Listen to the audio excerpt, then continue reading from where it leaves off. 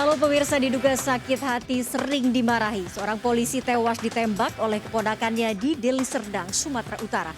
Pelaku berebut senjata api milik korban. Saya Nawa Yogi Kusuma, kita jumpa lagi di program Berita Kriminal. Bersama kita akan mengungkap dunia kejahatan dengan berbagai laporan kriminal dalam Serka.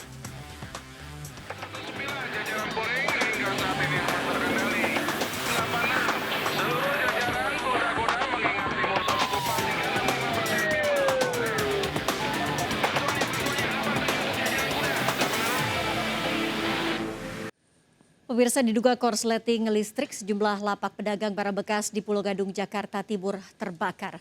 Besarnya kobaran api menyambar sejumlah rumah kontrakan.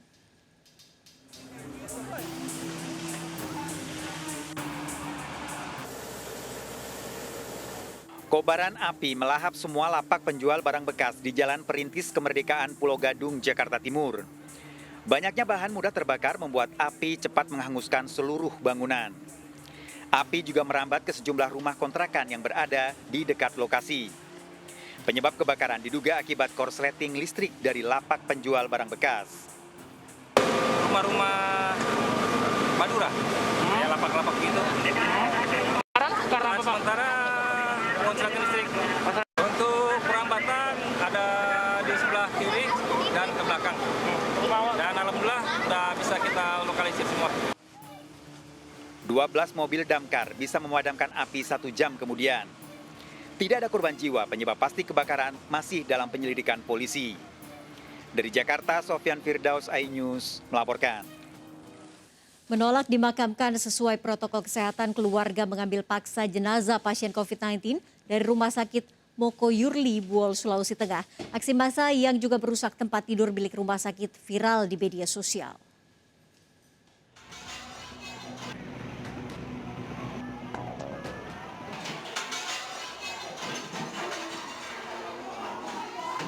Warga mendatangi Rumah Sakit Moko Yurli, Kabupaten Buol, Sulawesi Tengah. Massa mengambil paksa jenazah Satria Idris lantaran keluarga menolak pemakaman sesuai protokol kesehatan.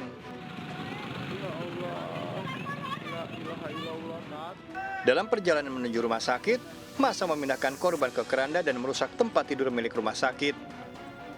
Sebelum meninggal, pasien rujukan dari salah satu puskesmas ini mengeluh sesak nafas. Hasil tes antigen menunjukkan korban positif COVID-19. Dari Kabupaten Palu, Sulawesi Tengah, Jamie Hendrik melaporkan. Seorang wanita muda ditemukan tewas di kamar rumah kontrakannya di Serang, Banten. Didapati luka di kaki dan wajah korban tertutup bantal. Korban tewas diduga dibunuh saat memergoki pelaku pencurian yang beraksi di rumahnya.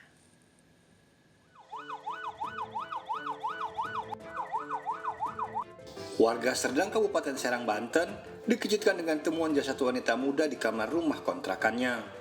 Jasad Mariam, 32 tahun, warga Anyer ditemukan rekan kerjanya lantaran korban tidak masuk kerja tanpa alasan. Saat ditemukan, kondisi korban mengalami luka di kaki, wajah, dan tertutup bantal. Itu kan nggak ada apa, pintunya cuma gordendon kan. Pas saya buka itu dalam keadaan tidur itu si almarhum itu. Terlungkup apa gimana? Terbaring. Dengan posisi muka ditutup sama bantal. Petugas yang mendatangi lokasi melakukan olah TKP dan memeriksa sejumlah saksi. Korban tewas diduga saat memergoki pelaku pencurian yang beraksi di rumahnya. Sejumlah barang berharga korban dibawa kabur pelaku.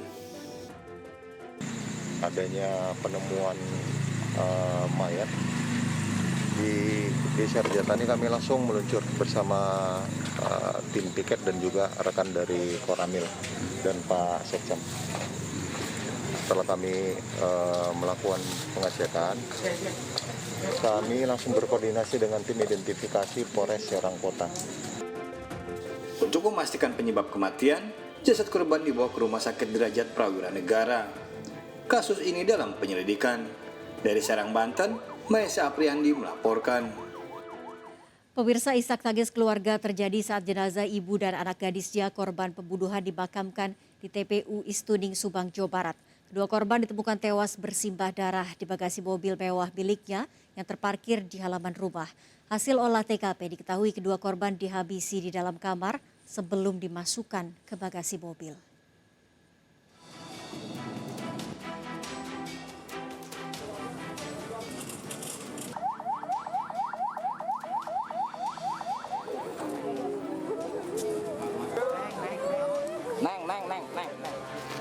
Usai diotopsi di Rumah Sakit Sartika Asih Bandung, jenazah Tuti Suhartini dan Amalia Mustika Ratu anaknya dimakamkan di TPU Istuning, Jalan Cagak, Subang, Jawa Barat.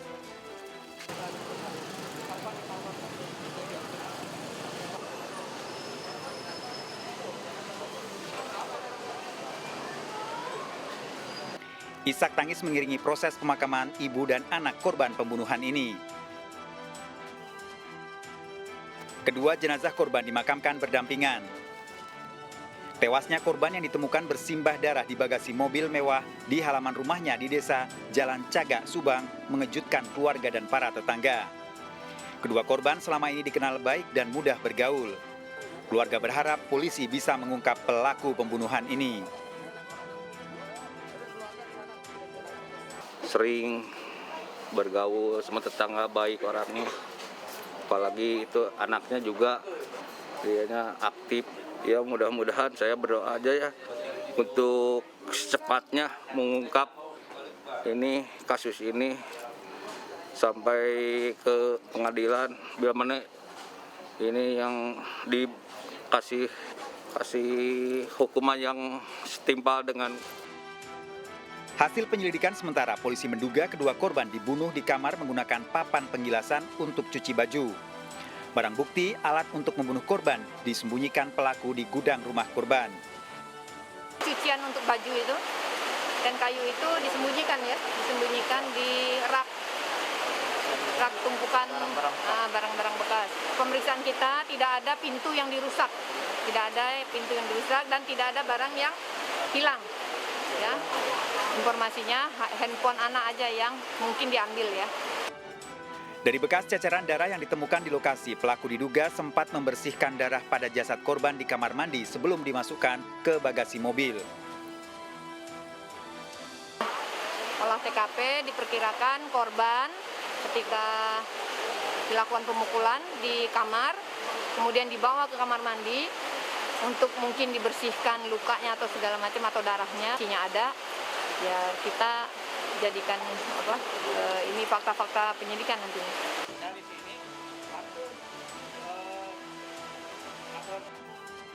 Polisi terus memeriksa Yosef, sang suami yang menemukan jasad istri dan anaknya sepulang dari luar kota Rabu pagi. Saat itu Yosef curiga mendapati mobilnya mengarah keluar dengan pintu terbuka. Pengusaha kontraktor ini pergi keluar kota sejak Selasa pukul 8 malam. Saya sampai ke kamar anak saya, sampai saya bisa menangis. Anak kesayangan saya, Amel kemana? Nggak tahan itu. Saya cari-cari takut di mana gitu anak itu saya. Saya lihat udah itu kelihatan, setelah itu ada banyak berceceran darah. Nah ini mungkin ada pembunuhan. Nah itu saya langsung ini ke belakang, lihat ke kamar mandi, di kamar mandi kan barang di situ udah amuragut, berantakan. Selain suami korban, polisi juga memeriksa saksi-saksi lain untuk mengungkap pelaku pembunuhan serta motifnya. Dari Subang, Jawa Barat, Yudi Heriawan, Juanda, iNews melaporkan. Viral video pesta joget yang digelar di tengah pandemi COVID-19 di rumah dinas Bupati Kepulauan Sula, Maluku Utara. Pesta joget terjadi usai penurunan bendera merah putih pada upacara HUT RI melibatkan paskibraka dan puluhan pegawai Pemkab Sula.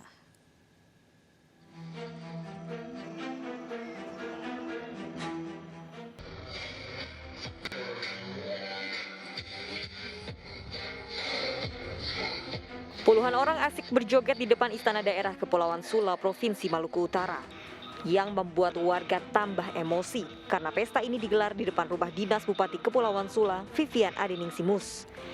Ditambah puluhan orang tersebut diduga pasukan pengibar bendera atau paskibraka beserta pegawai di lingkup pemerintahan Kabupaten Kepulauan Sula. Kerumunan ini juga diduga terjadi usai upacara penurunan bendera merah putih yang dilaksanakan di depan kediaman Bupati Sula. Warga pun mengecam keras aksi joget tersebut.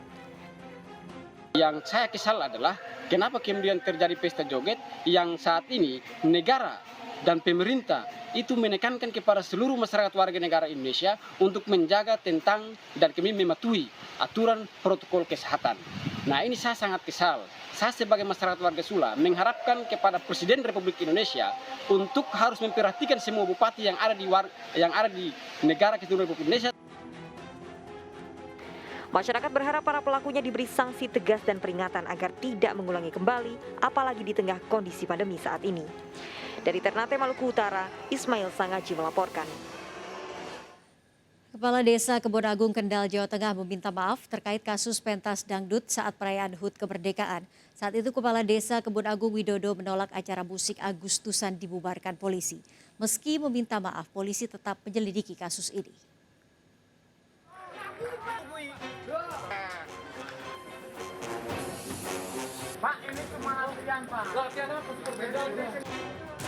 Inilah aksi Widodo Kepala Desa Kebon Agung Kendal, Jawa Tengah saat menolak petugas untuk membubarkan pesta dangdut di perayaan HUT kemerdekaan. Usai kejadian, sang kepala desa mendatangi Mapolsek Pegandon untuk meminta maaf, namun tidak bertemu Kapolsek Pegandon. Kita punya karakter sendiri-sendiri bagaimana sosialisasi ke warga. Paling susah itu sosialisasi ke warga. Dengan kejadian yang kemarin, saya sendiri tidak pernah memberikan izin. Meski telah meminta maaf, namun Kapolres Kendal AKBP Junior Arifianto masih melakukan penyelidikan kasus ini. Lantaran upaya petugas membubarkan acara tersebut ditolak sang kepala desa.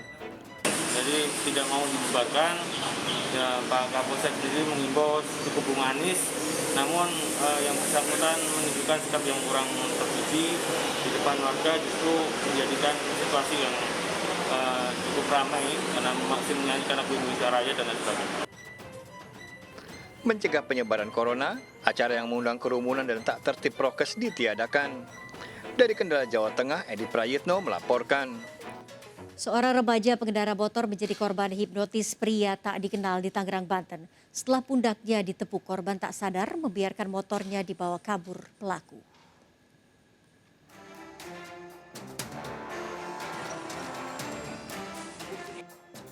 CCTV merekam saat pelaku meminta tolong korban diantar ke lokasi vaksinasi COVID-19 di Jalan Raya Tiga Raksa, Kabupaten Tangerang, Banten.